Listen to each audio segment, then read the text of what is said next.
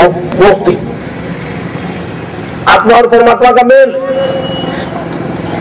और जब आत्मा साक्षात्कार हो जाए तो आत्मा का तो कोई रोग नहीं होता।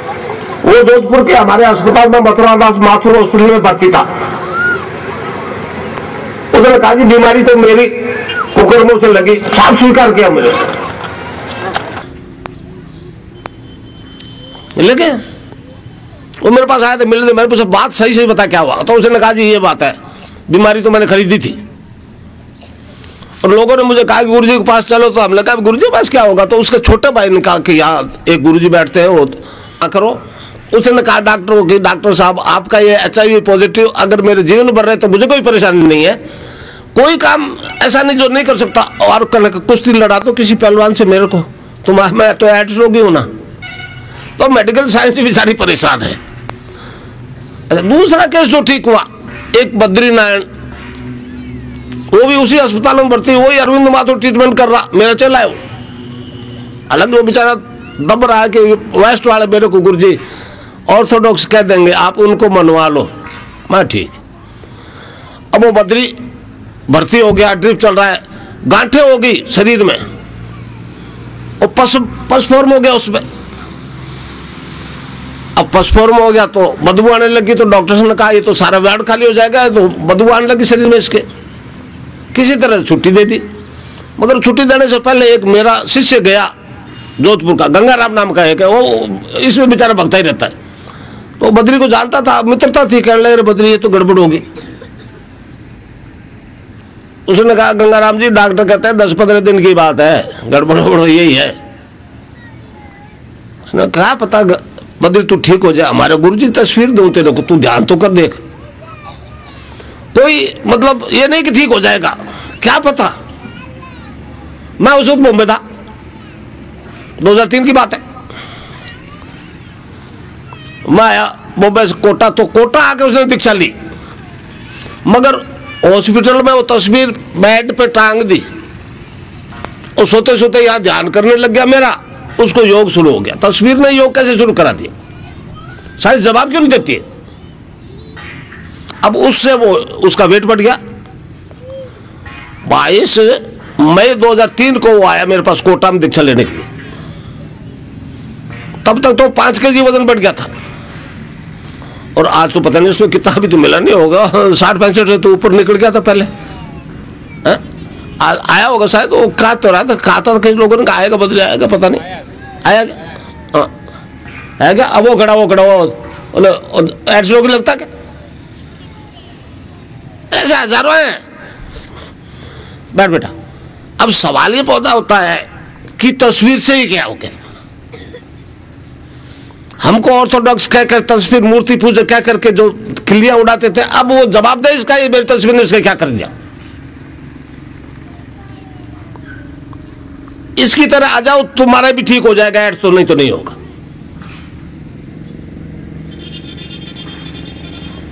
डॉलर का घमंड मत करो, रुपए में ताकत बहुत है, समझे। 1,05,000। अच्छा, और फिर राष्ट्रपति को एक ज्ञापन दिया, उसमें 1,05,000 आदमियों के दस्तखत, मेरे शिष्यों के, कि देश का पैसा क्यों लुटा रहे हैं आप। इस सरकार को कहो, अटल जी की सरकार को, कि इस गरीब देश को और गरीब मत करो। किसी ने नहीं सुना, समझ। राष्ट्रपति ने कहा जी नागपुर से मिलो, वो शुभकामना संदेश तो दे दिया। भैरू सिंह मेरा चेला है, देश का उपराष्ट्रपति भैरू सिंह मेरा चेला है। 16 दिसंबर 1999 को जयपुर में दीक्षा ली, 2000 आदमियों के बीच बैठ के। फिर वो भी नहीं बोलते, पता नहीं क्या दबाव है विश्व इंटरनेशनल लेवल का। राष्ट्रपति ने जी शुभकामना संदेश भेज करके दे करके और कह दिया नाकों से बात करो, नाक होता ही नहीं है, इलाज होता है, कोई उपाय करो बचने का। पूना में इनका हेडक्वार्टर है, मैं बॉम्बे था, वहां इतला की कोई नहीं सुनता। अगर मैंने कहा अब अपने जितना कर सकते हो करो, ये सरकार वरकार नहीं सुनती। ये सरदार जी को भी लिखा हुआ है मैंने, अब प्राइम मिनिस्टर को दिल्ली में कब लिखा था, 12 जून को। एक्नॉलेजमेंट है मेरे पास रिसीट की। प्रधानमंत्री ने आज तक क्या किया, अब बनाई मीटिंग, कमेटी बनाई है, विकास रुक जाएगा। कैसा विकास किया तुमने ये हम जानते हैं, सब जानते हैं, पूरा प्रेस जानता है, दुनिया जानती है। आज इस देश में जो बच्चा जन्मता है वो 5,000 का कर्जदार होता है। ये आजादी का फल मिला आपको, उन लोगों से क्या उम्मीद करोगे आप? वो काले अंग्रेज गोरे अंग्रेजों के आदेश से चल रहा है इस देश में। धर्म और संस्कृति का बेड़ा गर्क कर दिया इन लोगों ने। तो मुझे तो इस सरकार से भी कोई उम्मीद नहीं है। मैं तो मेरा काम कर रहा हूं और मेरे शिष्यों को मैंने आदेश दे दिया कि सिद्ध योग क्या है इसकी जानकारी कम से कम इस योग के इस धर्म में पैदा हुए आदमियों को पहुंचा दो। सक्रिय हो गए 24 नवंबर 2004 से, उसका ये फल है। 100 महीने की ये पब्लिसिटी है। और मैंने ये भी कहा कि एक बद्री ठीक हो सकता है फोटो से। सवाल तो वे ऑफ अप्रोच का है ना। वो मंत्र क्या है मैं आपको बता दूं। महर्षि अरविंद का नाम आपने सुना है। उनकी भविष्यवाणी है कि इस देश का उद्धार 2 मंत्र करेंगे। पहला तो 1906 में पब्लिक में आ गया, देश को चेतन कर दिया, वंदे मातरम। वंदे मातरम ने देश में तहलका मचा दिया था। अंग्रेजों ने बड़ी मुश्किल से दबाया उसको। और दूसरे के बारे में अरविंद ने कहा है yet to reveal, yet to reveal. वो उसको कहा संजीवनी मंत्र। मैं आपको जो दे रहा हूं ये संजीवनी मंत्र है अरविंद की भाषा में। तो संजीवनी मंत्र है तो फिर ये प्राण अगर है शरीर में तो निकलने नहीं देगा। इस स्ट्रेचर में पड़े हुए आदमी आए, किनारे पे पहुंचे हुए 2, अब बद्री और भंवर 2 ही ठीक हो गए, वही काफी है। उसका ही फैसला कर दे कि या तो कहते एड्स नहीं था तो ठीक क्यों हो गया, या कहते अभी नहीं ठीक हुआ है। अटक गई है गले में ये बात। तो अब ठीक है, इस दरबार में तो उनको भी आना पड़ेगा। आप लोगों के सारे सत्ता में बैठे।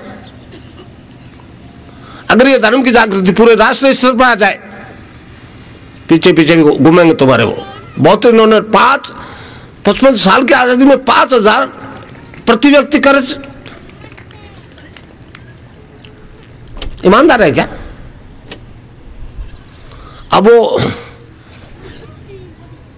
पेटेंट कानून भी लागू कर रहे हैं। मगर मेरे वाला मेरी पास, मैं उस कानून में बंधूंगा नहीं, मगर मैंने उसके पेटेंट कानून को फेल करना है। मैं अभी मेरी दवाई को रजिस्टर्ड करवाऊंगा। मैंने एक दवाई बनाई, मैं आपको बताऊं। और वो सोनिया गांधी ने जो कहा था बॉम्बे में, मैंने सुना था कि इस तरह से चेचक को कर दिया, तो मैंने कहा फिर इस तरह से दवाई से ये खत्म होगी। मगर उसका परीक्षण होगा। मैं अभी नहीं कह सकता कि वो क्या करेगी। कम से कम विश्व के वैज्ञानिक उसको परीक्षण करेंगे एड्स के रोगियों को। मंत्र जप के साथ दवाई, केवल मेरी तस्वीर के साथ दवाई, मंत्र नहीं, दीक्षा नहीं। मैंने बॉम्बे में भेजे 5-7 केसेस की दवाई, और फिर मालूम ही नहीं हो ये दवाई क्या है, कौन दे रहा है उसको, पेशेंट को दवाई दो। वो रिजल्ट क्या आता है दुनिया को बताओ, फिर इस दवाई की बात, पेटेंट की बात करेंगे। तो दवाई से ठीक होगा एड्स, मगर विकसित नहीं हुआ है अभी इनका मेडिकल साइंस वाला। मैं आप ताज्जुब करोगे, पश्चिम में अल्टरनेटिव थेरेपी की तरफ जितने झुक रहे हैं, अपनी बनाई हुई दवाई से पश्चिम घबरा रहा है। तो इस प्रकार ये एक हमारा योग दर्शन है। इसका मतलब है, योग का मतलब है मोक्ष। आप पतंजलि योग दर्शन उठा के देख लो, उसमें रोग का एक शब्द नहीं मिलेगा आपको। तो मैं आपको नाम बताऊंगा, उसको आपको जपना। और देखिए, इसमें जो रिजल्ट नहीं मिलने में जो समस्याएं मेरे सामने आई, दीक्षा लेने के बाद में भी लोग मरे एड्स के। ऐसी बात नहीं है कि दीक्षा लेने के बाद में बची गए, बहुत लोग मरे।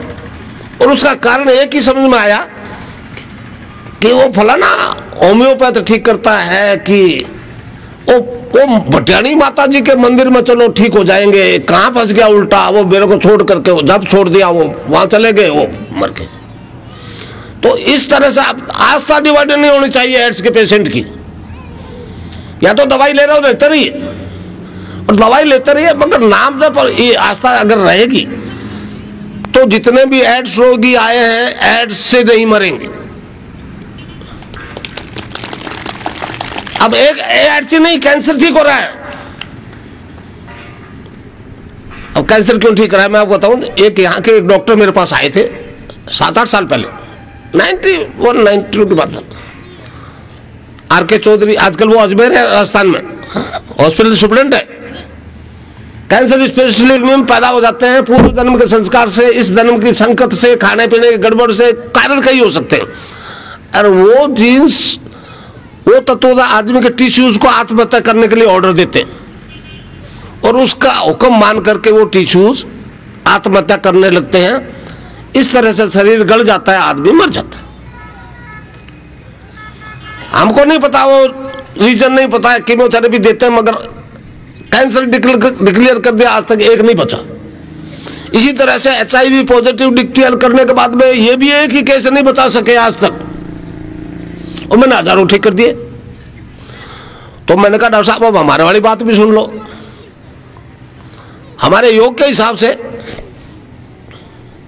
जो ब्रह्मांड में वो सारा पिंड में, जो ब्रह्मांड में वो सारा पिंड में, जब सारा ही ब्रह्मांड अंदर है, तो मैंने कहा डॉक्टर साहब देवता भी अंदर है, दानव भी अंदर, सारे अंदर हो गए, बात तो कुछ है ही नहीं। वो आपको इसलिए बता रहा हूं कि आपके अंदर बैठा ठीक करेगा आपको। मैं उसे इंट्रोडक्शन कराऊंगा, अभी फैसला होगा। तो मैंने कहा एक किसी व्यक्ति में एक दानव प्रभावी हो गया, कारण सो, उसने मारना शुरू कर दिया। आप उसको हेपेटाइटिस बी कह दो, कैंसर कह दो, ब्लड कैंसर कह दो, एड्स कह दो, कुछ कह दो, मगर उस जिसमें वो एड्स हुआ है उस आदि के अंदर देवता भी तो अंदर ही है। बात तो है नहीं, सारा विश्व ब्रह्मांड अंदर है। तो मैंने कहा किसी तरह से देवता चेतन हो जाए उसमें, किसी विधि से उसी आदमी में जिसमें दानव चेतन हो गया, देवता चेतन हो जाए, वो तो पावरफुल होता है राक्षस से। वो कहता है इसका हुक्म मत मान, तो क्या होगा?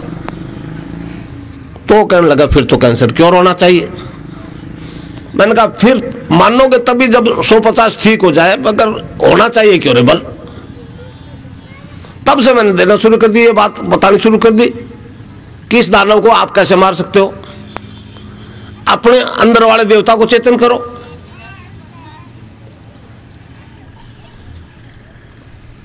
अब पहले आया एक बॉम्बे से, महाराष्ट्र से, शेयर मार्केट का एक फड़ोदी का पुश करना, उसको हेपेटाइटिस बी और ब्लड कैंसर दोनों।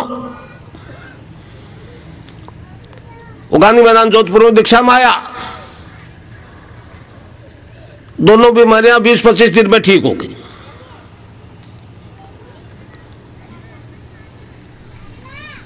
अब उसकी वाइफ ने इस तरह से, कोई वो था गुरु पूर्णिमा थी, उसकी वाइफ ने स्टेज से बोल दिया कि मेरे हस्बैंड को 1 पैसा नहीं लगा, ब्लड कैंसर ठीक हो गया। तो हैरान हो गए लोग, उसके पास गए। फिर डॉक्टर्स ने कहा ये क्या हो गया, तो वो पॉजिटिव तो थी मेरे पास रिपोर्ट, बोहरा है, बोहरा कोई पुष्कर ब्राह्मण है, फड़ोदी, अभी भी है, जोधपुर में रह रहे। वो चले गए बॉम्बे वापस अपना काम करने के लिए। डॉक्टर्स ने कहा जी नेगेटिव दिखाओ ला करके, नहीं तो नहीं मानेंगे। अब वो वहां फोन किया तो कहने को आप तो जानते हो मेरे तो सारा बीमारी में तबाह हो गया, फ्लैट बिक गया, सारा धन खत्म हो गया, और इस टेस्ट के लिए 5000 लगेंगे, मेरे पास तो नहीं, आप दे दो मैं टेस्ट भेज दूंगा। मैंने कहा आप हम दोनों एक जैसे पैसे के हिसाब से भाई रहने थे, हैं?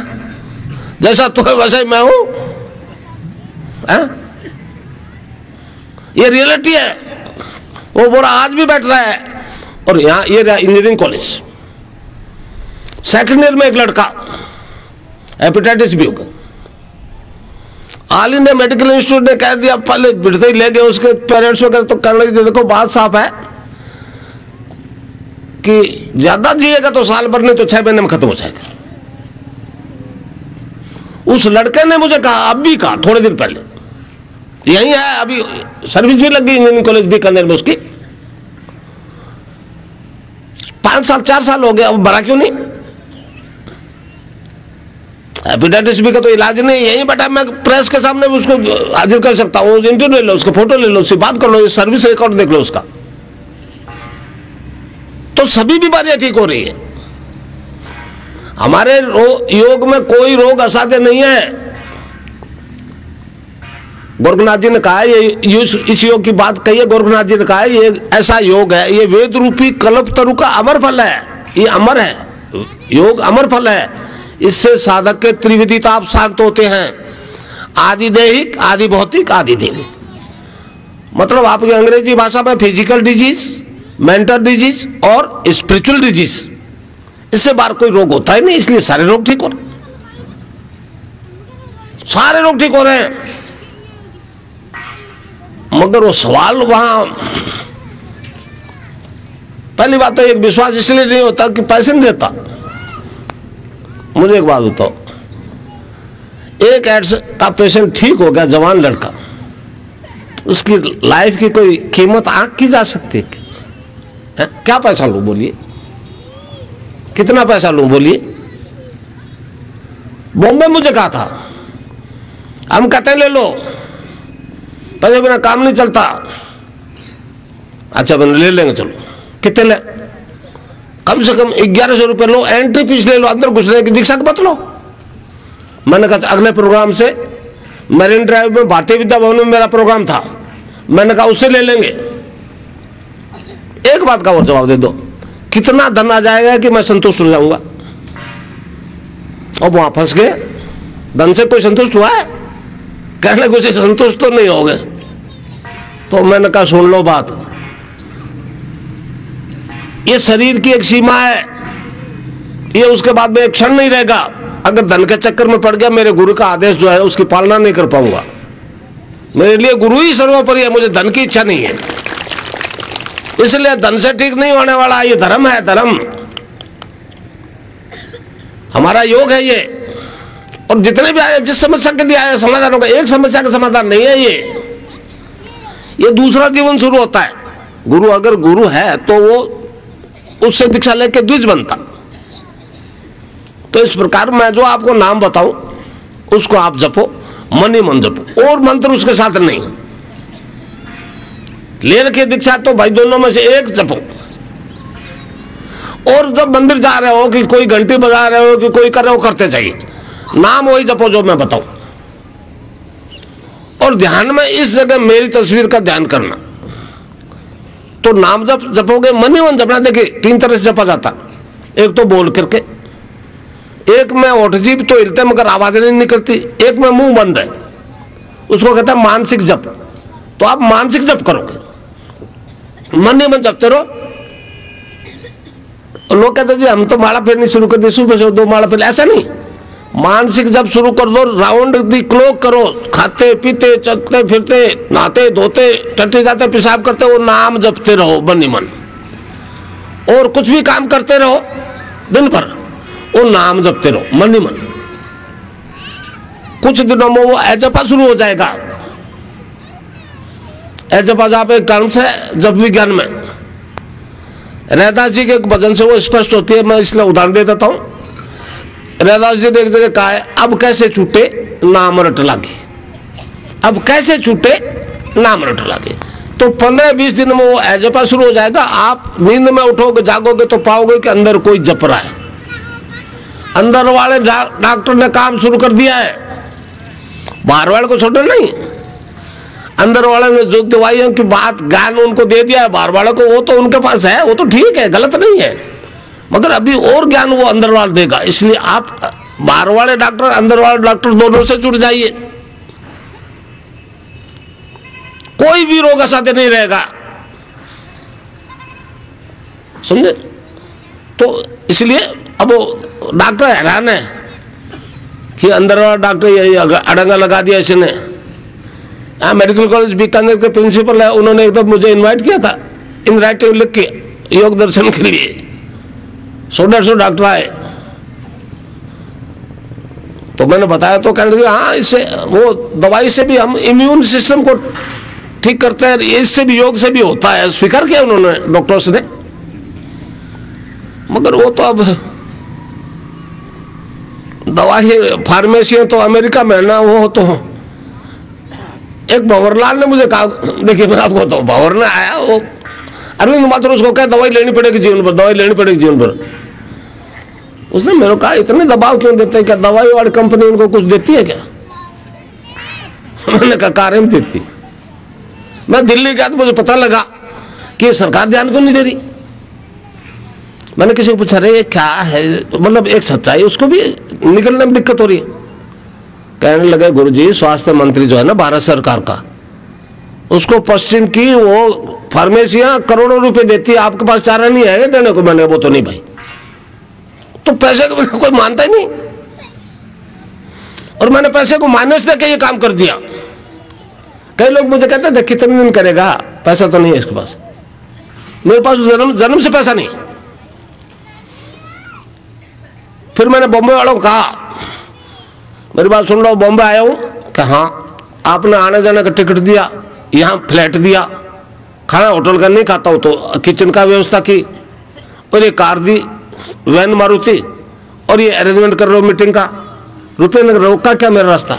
कह लगा नहीं, इसी तरह से न्यूयॉर्क जाऊंगा, खा लीजिए। तो ये योग धन, ये ज्ञान धन से मिलने वाला नहीं भाई, ये धर्म है हमारा, ये योग दर्शन है हमारा। तो इस प्रकार नाम जपोगे वही जो मैं बताऊं। अब ध्यान की बात आओ। पहले तो ये समझो ध्यान है क्या। ध्यान क्या है? बौद्ध और जैन दर्शन दोनों ध्यान पर बहुत जोर दे रहे, मगर ध्यान क्या है उससे आगे नहीं बोलते। हमारा पातंजलि दर्शन स्पष्ट बोलता है इस बारे में।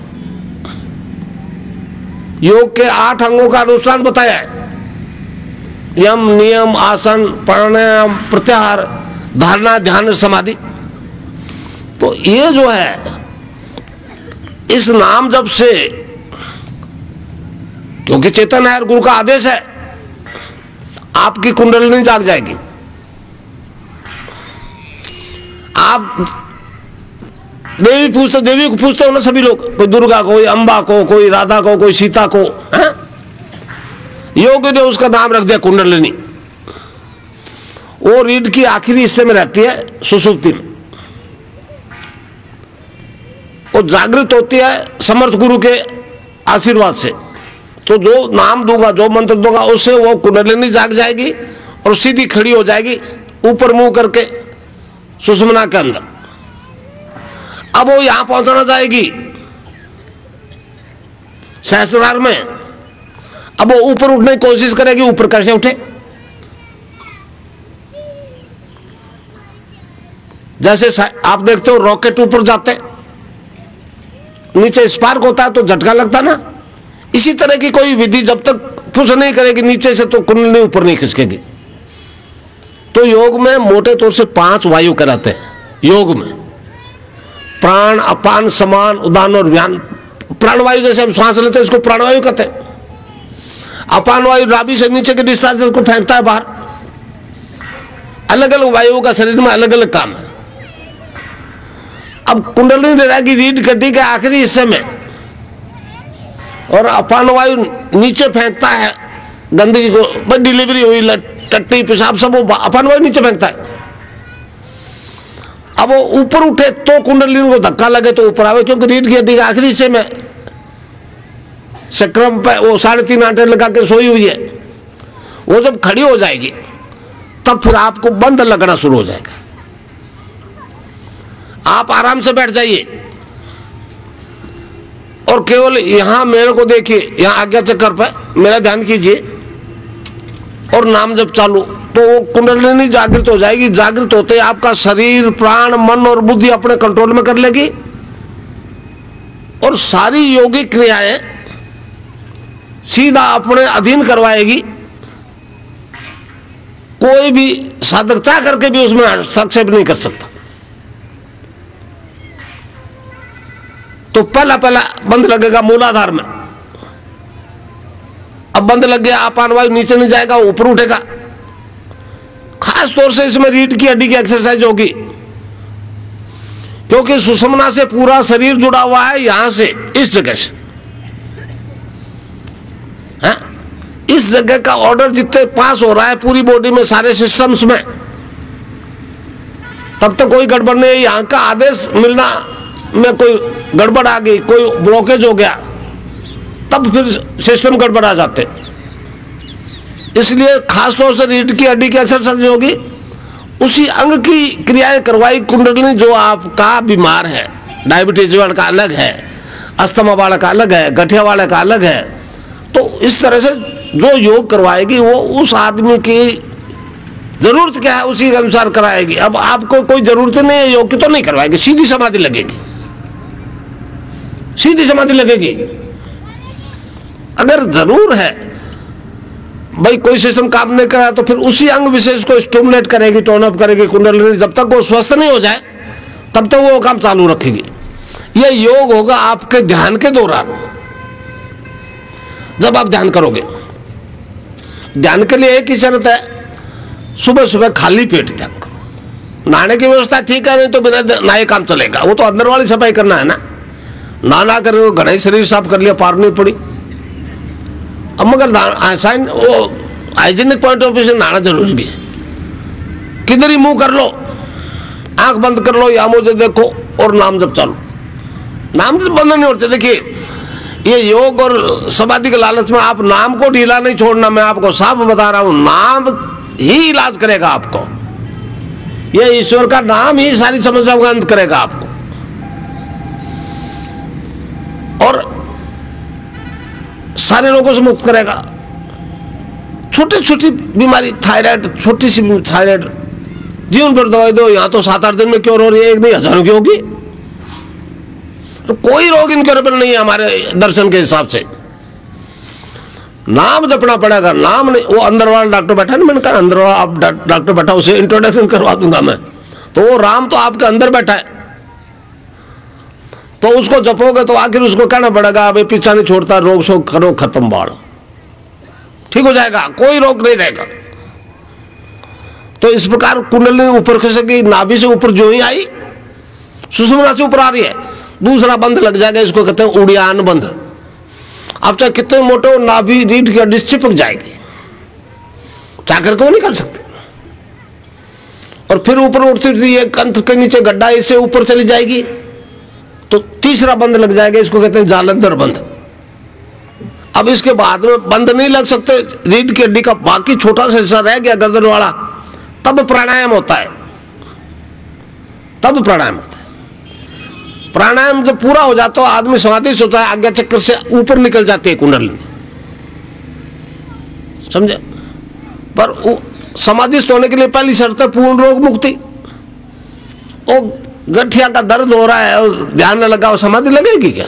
ध्यान तो वहीं जाएगा रोग में। इसलिए जब तक पूर्ण रोग मुक्त नहीं होगा मानव, समाधिस्थ नहीं हो सकता। और समाधिस्थ हुए बिना प्रकृति का पूर्ण रहस्य आपको मालूम नहीं पड़ सकता। वो भगवान क्या है, कौन है, कैसा है, कैसे कर रहा है, क्यों याद किया जाए, वो रहस्य तो आपको अंदर ही घुसने से मिलेगा। तो यह तीसरी आंख होती है, शिव की तस्वीर तीसरी आंख है सबके, आप सबके भी है, वो अंदर खुलती है, बाकी इंद्रियां बाहर खुलती है। इसलिए यहां ध्यान करो, नाम जब चालू। नाम छोड़ना नहीं। वो समाधि और ध्यान के लालच में नाम को ढीला छोड़ दे तो कुछ दिन ध्यान लगेगा, फिर नहीं। इस प्रकार समाधि, मगर समाधि तोड़ने के लिए पूर्ण रोग मुक्ति पहली शर्त, इसलिए रोग ठीक हो। वो कोई जादू नहीं है, ये कोई तंत्र फंत्र जादू मंत्र वो कोई नहीं है। ये तो मानव जाति में होने वाला एक विकास है। भाई ये विज्ञान वाले बड़े हैरान हो रहे हैं, अरे कैसे कर दिया, कैसे हो गया। हमारा सबसे पुराना वेद है ऋग्वेद, उसने कहा इस शरीर की रचना 7 प्रकार के सेल्स से हुई है। फिर वो अलग अलग सेल्स की व्याख्या करता है तो कहता है पहले तो अन्न से बनता है शरीर, अन्नमय कोष, प्राणमय कोष, मनोमय कोष और विज्ञानमय कोष, फिर आनंदमय कोष, चित्तमय कोष और सत्यमय कोष। तो इस प्रकार आज तक मानव जाति में 4 कोष चेतन हो गए, अन्न, प्राण, मन और विज्ञान। विज्ञान ने खूब उन्नति कर ली, समस्याओं का अंत क्यों नहीं किया विज्ञान ने? रुक गया विज्ञान। तो मैं तो उन वैज्ञानिकों से मिलने निकला हूं कि इस शरीर की रचना के जो हिसाब किताब है ना, उसमें 3 कोष ऊपर वाले और है, सच्चिदानंद, सत प्लस चित प्लस आनंद, जिसे हम कहते हैं सच्चिदानंद। वो तीनों कोष जब तक चेतन नहीं होंगे, मानव की समस्या का अंत नहीं होगा। हिंदू की नहीं कह रहा हूं, ईसाई मुसलमान की समस्या का नहीं कह रहा हूं, मैं कहता हूं मानव की समस्याओं का अंत नहीं होगा। तो ये वैदिक मनोविज्ञान मूर्त रूप ले रहा है, कोई जादू नहीं है, कोई करिश्मा नहीं है। अरविंद ने कहा है कि ये विकास ड्यू था, शुरू हो गया। एक जगह कहा है man is a transitional being, he is not final. फिर आगे कहता पूर्णता प्राप्त करेगा। तो ये एक क्रियात्मक योग है जो आपको पूर्ण बनाएगा। आपके अंदर बैठा है वही बनाएगा आपको पूर्ण, मेरा बड़ा उपदेश नहीं बनाएगा। कितने उपदेश सुनना, इधर से सुना इधर निकल गए, वो उपदेश नहीं है। मैंने तो आपको अपने आप से इंट्रोडक्शन करवाना है, देना लेना कुछ नहीं है। गुरु देते रहते हैं, क्या देते रहते हैं? मेरे पास जो है वो आप सबके पास है। ऐसी कोई चीज नहीं है जो आपके पास नहीं और मेरे पास और मैं धीरे से तुमको सरका दूं। बकवास है ऐसा कोई कहता तो। जो सिस्टम मेरा वो सिस्टम आपका। मुझ में चेतन हो गया, आप में नहीं हुआ। इससे अधिक आप में मेरे में कोई फर्क नहीं है। हाँ, ये चीज मिलती फिर डॉलर पाउंड से नहीं, सद्भाव से। गुरु के प्रति सद्भाव होना चाहिए। गुरु सिर्फ उसी का भूखा होता है। हाँ? तो सद्भाव तो जरूर रखना पड़ेगा आपको। और सद्भाव भी पहले क्यों होगा, क्या दिया है? नाम जब और ध्यान करोगे, जब अंदर परिवर्तन आप में आएगा तो आपको वो परिवर्तन सोचने को मजबूर कर देगा, ये क्यों हो गया, रुकता क्यों नहीं है। फिर और जिज्ञासा बढ़ेगी तो फिर अंदर वाला और स्पष्ट कर देगा सारी चीज, और अंत में कह देगा अद्वैतवाद क्या है मालूम? मैं बॉम्बे में मेरी एक फिल्म बनी तो मैंने एक सेंटेंस बोल दिया, हमारे सिद्धांत के अनुसार बोला कि मनुष्य के पूर्ण विकास का नाम ही ईश्वर है। जो लोग आए नोट करने के लिए नोट कर लीजिएगा, मनुष्य के पूर्ण विकास का नाम ही ईश्वर है। ये हमारा वैदिक दर्शन कहता है। जब 7 कोष मनुष्य के चेतन हो जाएंगे, इस बॉडी में 7 चेतन हो जाएंगे, तो मनुष्य वो डिवाइन फॉर्म में ट्रांसफॉर्म हो जाता है। आप यह बड़ी आश्चर्य की बात है। अरविंद ने कहा है कि आगामी मानव जाति दिव्य रूप धारण करेगी। ये ट्रांसफॉर्मेशन वाला सब्जेक्ट है। ये विज्ञान वालों को बहुत अच्छी तरह समझना पड़ेगा, मानना पड़ेगा। मनुष्य अगर जो उस सत्ता का एक प्रतिरूप है, और ईसाई बड़े परेशान रहेंगे, कैसे बात, ऐसा कैसे हो सकता है? वो स्वर्ग में रहता है और स्वर्गस्थ पिता, वहां जाएंगे तो मुक्त होंगे। हम जिस योग की बात करते हैं वो उससे थोड़ा और आगे की स्टेज है। इसको अरविंद ने कहा ये मतलब जीवन मुक्त होने का तरीका है, टेरिस्टोरियल इमोर्टलिटी। आप जीते जी सारी जानकारी कर लोगे भी मैं क्या हूं, वास्तव में मैं ये शरीर नहीं हूं, मैं आत्मा हूं, और आत्मा के कोई रोग नहीं होता भाई। तो इस प्रकार सारे रोग खत्म हो जाएंगे। नाम जप और ध्यान, गुरु को प्रति सद्भाव जरूर रखना पड़ेगा। ये नहीं जानते कश्मीरी शैव सिद्धांत क्या है। बहुत दुख की बात है, मेरे एक शिष्य गया कश्मीर, तो वहां उसको संस्कृत की किताबें मिल गई, उर्दू में किताबें मिल गई शैव दर्शन की, हिंदी में नहीं मिली। हम तो ध्यान ही नहीं देते। तो ये कश्मीरी शैव दर्शन जो मूर्त रूप ले रहा है, ये आदि गुरु शंकराचार्य ने जिस अद्वैतवाद को प्रूव, उससे आपके सारे रोग दोग तो खत्म हो गए। अब सवाल यह है, आ तो गए इस दुनिया में, चल रहे हो जीवन में, जा कर रहे हो बताएगा। एक स्थिति है सभी धर्मों की। ओ ईसा के गुणगान कर रहे, मूसा कर रहे, मोहम्मद के कर रहे, ओ राम और कृष्ण के कर रहे, कोई किसी का कर रहे, नाम पीछे जो हो गया उसके गुणगान कर रहे। अरे भाई वो डन वो अंडन नहीं हो सकता, उसके नमक पुलिस लगा कैसे सुना दो। जहां कार्य है उसकी जानकारी करना जरूरी है मनुष्य जीवन को। अद्वैत दर्शन यही तो कह रहा है। तो इस प्रकार आप ध्यान, अब कैसे मालूम होगा? आप जब ध्यान करोगे, रोग वाली बातों समझ में आ गई, अब वो सांसारिक झंझटों में फंसे हो, इससे मुक्त होने का तरीका है। मैं रोग मुक्ति के लिए नहीं आया हूं, मैं तो तुमको जीवन मुक्त करने के लिए आया।